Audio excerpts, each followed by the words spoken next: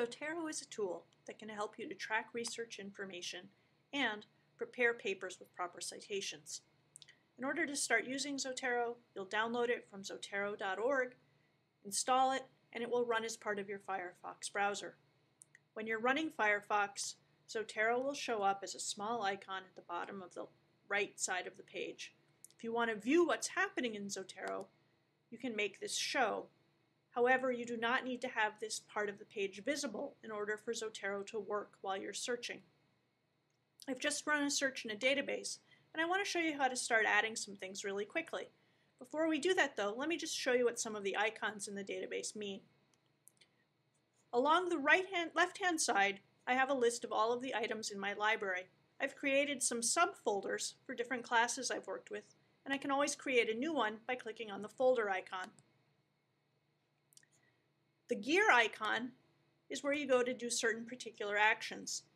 You can do things like import information from another database that you've been keeping things in. You can export your library, which is not a bad idea to do once in a while.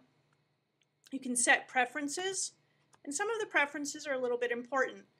The general preferences come automatically set up, and I wouldn't change how those are. You'll want to make sure that you allow for Zotero for downloaded RIS refer files. If that's not checked, double check that. You'll want to go to the page on syncing and enter your Zotero ID and password. I don't like to sync automatically, but that's my preference. You can sync manually or automatically. If you're working on multiple machines, you might want to only sync by doing it manually. This will ensure that you don't accidentally overwrite your library with something you don't want. However, syncing does give you a nice way to access your information when you're working on multiple computers. Other things do not need to be set ahead of time, but you might want to explore what the other preferences are. Other things you have, the Add button will let you manually enter information about items. You have a large number of items you can choose from. The little page icon lets you create an item for the page you're looking at. I just added one for this page, but it added it as not exactly as an article, more as a website, and I'm actually going to delete that. I didn't mean to do it. The small page icon allows you to create a new item from the page you're currently looking at. That's great when you're looking at a web page. It'll even take an image of the page you're looking at. This particular thing, Add Item by Identifier, I call the magic wand. It's one of my favorite tools. It will let you add an item by entering an ISBN, which is a unique number that describes a book. It's usually on the back cover of a book by the barcode. A DOI, which is a digital object identifier, and is being used increasingly to identify articles in article databases, or a PMID, which is used for medical information. If you enter that number and say OK, it'll actually add the item right away. Oops. Other things you can do, you can add notes to items in your library, attach files to them, search, and the icon all the way over to the right allows you to sync with the Zotero server. We're not looking at a folder that has any items in it at the moment, so the middle part of the page doesn't have anything. But let's start adding some things, and you'll see what the middle and the right-hand side of this page do. I've run a search in Academic Search Premier, and one of the things you'll do when you use Zotero is start getting used to looking up in the address bar for small icons. In this case, I have a small folder.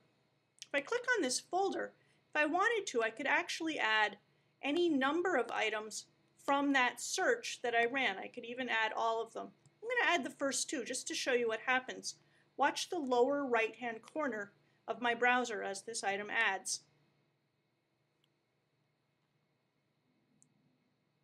Those two items are now in my Zotero library, and on the right-hand side I have information about them, all of the citation information I would ever want.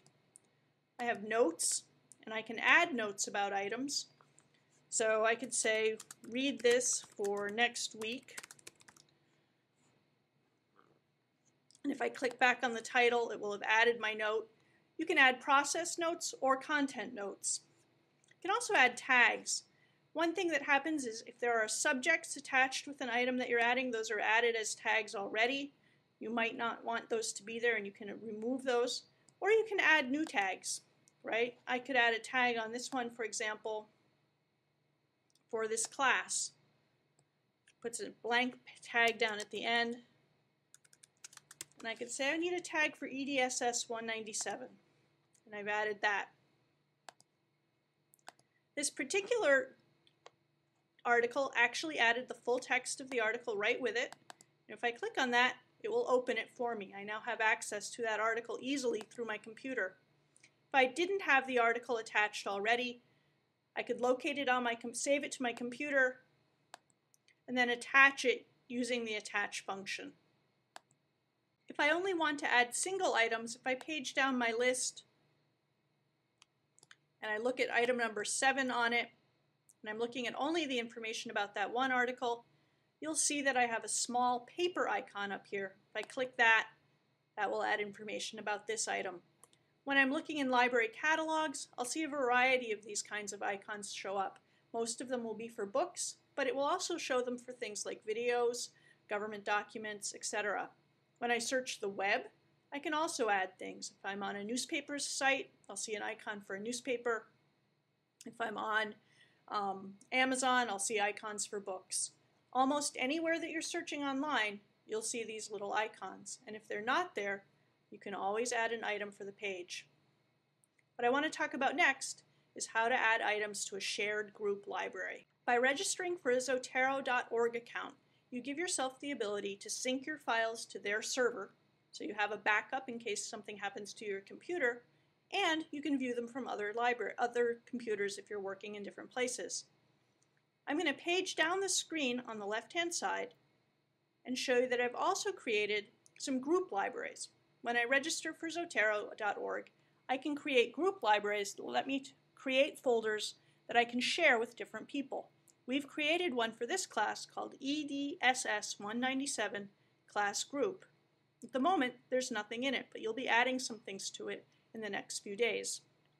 If I want to add something to it, I just find it in my library, highlight it, and drag it onto that icon. Now it's in that folder for me, and if I want others to be able to see it by logging into their computers or going to Zotero.org, I click on the sync button. Once my library has synced, other users, when they sync their libraries to it who have that folder, will see the contents in their folder. It's a pretty easy process. That's all there is to it.